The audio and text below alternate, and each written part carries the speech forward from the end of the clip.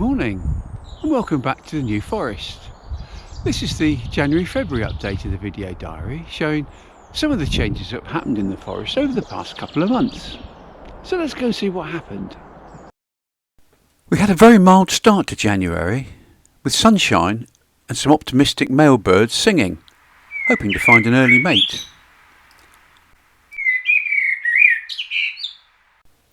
Some of you may have seen one of my videos walking past these beach huts on Avon beach. On the 3rd of January, 12 of these beach huts were made available to hire for the year, and another 28 were made available for weekly hire. At 8 o'clock in the morning on the 3rd, about 50 people were waiting to hire one of these beach huts.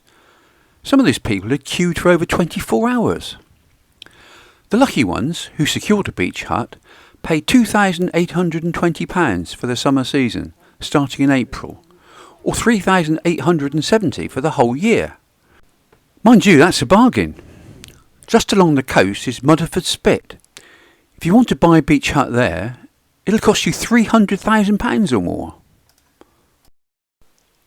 At the end of the first week of January, we had a hard frost.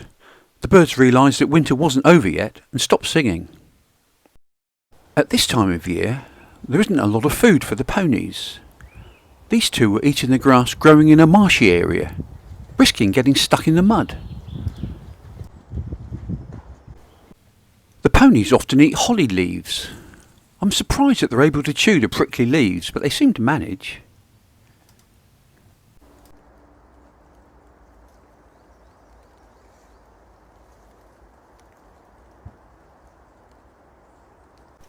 Holly grows throughout the forest, and in many places it cuts out the light to the forest floor.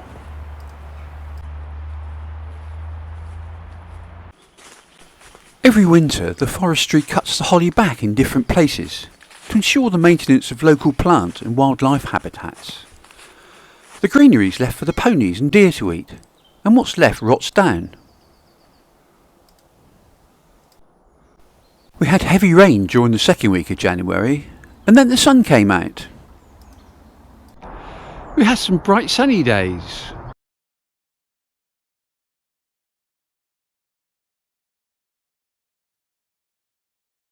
We had some cold days.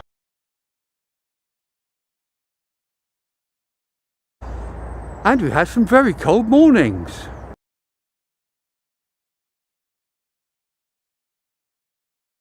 On the sunny days, the frost soon melted. The thatched roof of the pub almost looked as if it was on fire. Overall, January was a mild month and turned out to be the sunniest January since records began. By the end of the month, the ground was quite dry. Too dry for the time of year. We need the rain in the winter, not in the summer. Fallow deer retain their antlers from last year and shed them in the spring.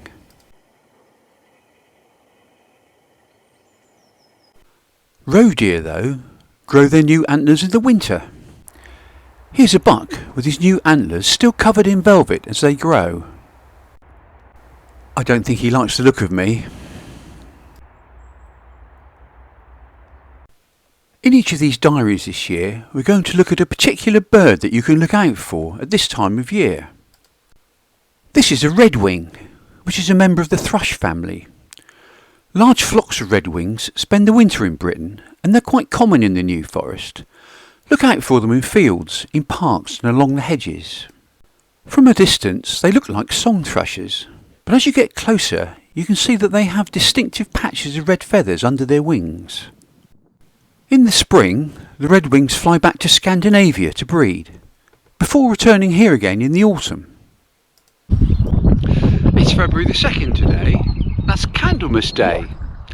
Or if you're in America, it's Groundhog Day. Candlemas Day is an old pagan festival, halfway between the start of winter, on December the 21st, and the start of spring, on March the 21st. Like a lot of these old pagan festivals, it's got a weather rhyme attached to it. If Candlemas Day be fair and bright, winter will have another fight. If Candlemas Day brings cloud and rain, winter won't come back again. Well, as you can see, there's no cloud and rain today on Candlemas Day, and it's pretty fair and bright. So I guess that means we've got plenty of winter to look forward to. Those of us who live in the UK now know that Candlemas Day prediction was not far off, and winter did have another fight. We had 3 named storms during the middle of February. The second of these, Storm Eunice, did the most damage in southern England, including in the New Forest.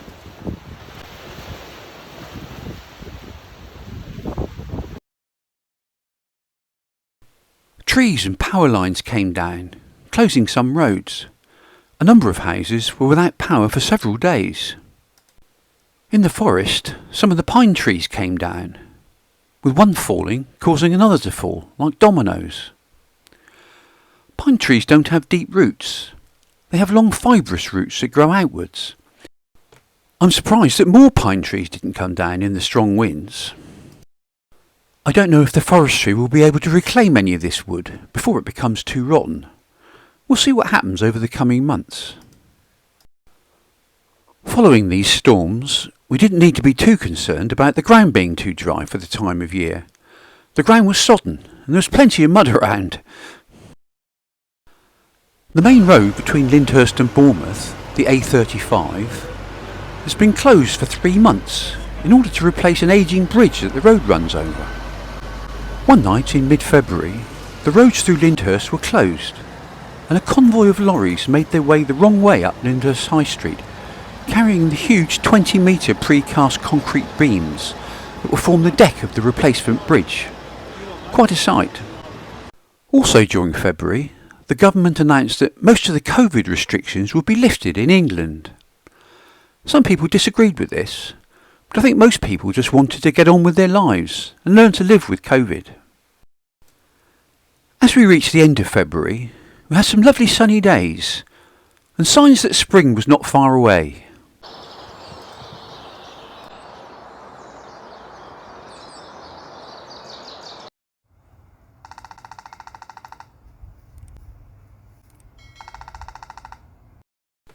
Come back next time at the end of April to see what happened in the forest during March and April in the next edition of the New Forest Video Diary. Thanks for watching, and please subscribe to help the Country Traveller channel grow.